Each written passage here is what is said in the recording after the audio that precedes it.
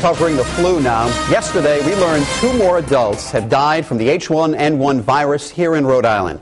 They were women between the ages of 45 and 55 with underlying medical conditions. And today, the health department said that more deaths are likely, even though they also say that the H1N1 outbreak is now past its peak.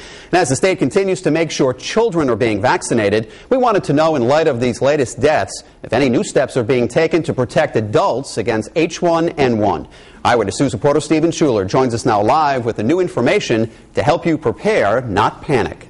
Well, Mike, with absentee rates dropping and more vaccines coming in, health officials say the worst of this fall outbreak is now over. But with 2 deaths in the last 3 days, health officials are still working fast to get the vaccine out to those who need it.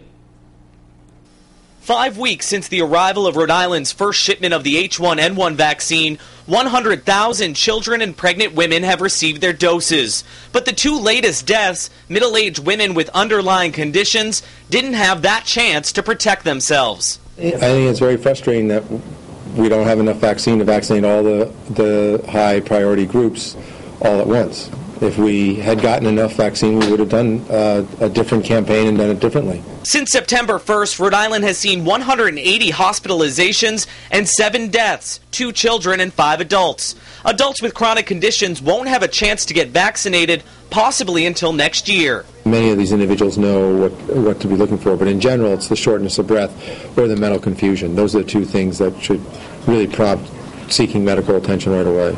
School clinics will wrap up in the coming weeks. Next up, college students and healthcare workers will have a chance to get vaccinated. Health officials say there are a number of patients in the ICU with flu-like symptoms, and more deaths are expected. We will most likely have some more deaths in Rhode Island. How many more, I don't know. The faster we get the vaccine out, the more people sort of follow the precautions, the fewer we'll have. Now, Dr. Gifford explains the reason Rhode Island is starting vaccination with children is that they're the group most likely to spread the virus. Now, coming up at 6, we'll tell you what's being done to protect 2 groups who haven't had access to the vaccine yet. I'm Stephen Schuler, Eyewitness News. Stay with Eyewitness News for continuing flu coverage. In addition to Stephen's live report at 6, you can find valuable information on our website, WPRI.com, including a full schedule of H1N1 vaccination clinics at local schools and updated school absence reports from across the state.